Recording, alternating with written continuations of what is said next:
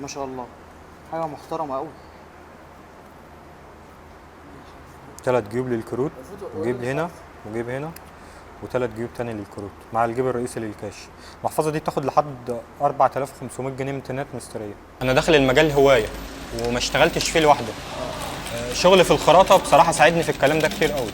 من ناحيه انا اشتغلت خراط شويه، فبفضل الله الحاجه اللي نقدر نشوفها نقدر نضيف عليها تفاصيل ونعدل عليها. فطول ما انت عارف المكنه وظيفتها ايه وبتعمل ايه بفضل الله تعرف تعملها. عندنا مثلا زي المكابس، انا اول حاجه عملتها عشان تريحني من الدق بتاع الشاكوش كان مكبس التخريم، وبنعمل لحد النهارده لسه بنعمل ونبيع منه، مش ليا انا كمان، ده انا بعمل وابيع منه كتير قوي. وبعد مكبس التخريم عملنا مكبس تقطيع صغير، وبعد كده عملنا منه اكبر، وبعد كده نقلنا على المكبس الراس المتحركه وعملنا منه اكبر واكبر. فده كله انا بعمل الحاجات دي كلها عشان تخدم على شغلي. يعني حتى الاستندات اللي بحط عليها البضاعه، فالستاندات ده انا اللي عاملها على ايدي. ما شاء الله عليك. والستاند ده برده انا عامله عشان احط عليه الاكسسوار، كل دي اكسسوار انا حاططها. انت حبيت كل حاجه تبقى طالعه من هنا؟ طبعا، فده انا اللي عامله على ايدي. البنك اللي انا شغال عليه بتاعي برده انا اللي عامله. الكلام ده طبعا بيريح كتير جدا. بنلسع الطرف بتاع الخيط عشان ما يفلتش بعد كده، بس طبعا بنخلي بالنا عشان الجلد ما يتلسعش. عشان كده بقول ما ينفعش حد يجرب الجلد بولاعه مهما كانت الولاعه، ده نار تحرق. بعد كده هنلزق الجيوب بتاعتنا ونخيطها.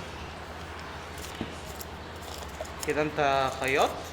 كده انا خيطت الأساسية. الظهر الاساسي. هنبدا بقى الجيوب بحب استخدم الاسبتوله عشان بتظبط كتير جدا وتخليني استهلك الكل اللي انا عاوزها. بس كل وظيفتي الكل انا بستخدمها في ان هي تثبت الجلد عشان اثبت طبقات الجلد عشان اعرف اخيط عليها وعشان اعرف اظبط الحرف. احنا بعد ما لزقنا هنسوي بقى الحرف. نشغل الجلد واحده واحده عليه. بص الفرق. خدت بالك؟ في فرق طبعا. ايه الجمال ده؟ ما انت مفكر احنا بنهزر؟ انا هنا ده انا اللي عامله على ايدي برده الصنفره دي عشان اخد حجم اكبر، فالصنفره تقعد اكتر وفي نفس الوقت استفاد منها، اعرف اظبط الكيرفات. واخد بالك الكيرف بقى عادل ازاي؟ الصنفره بظبط طبقات الجلد من بعد الكله والخياطه.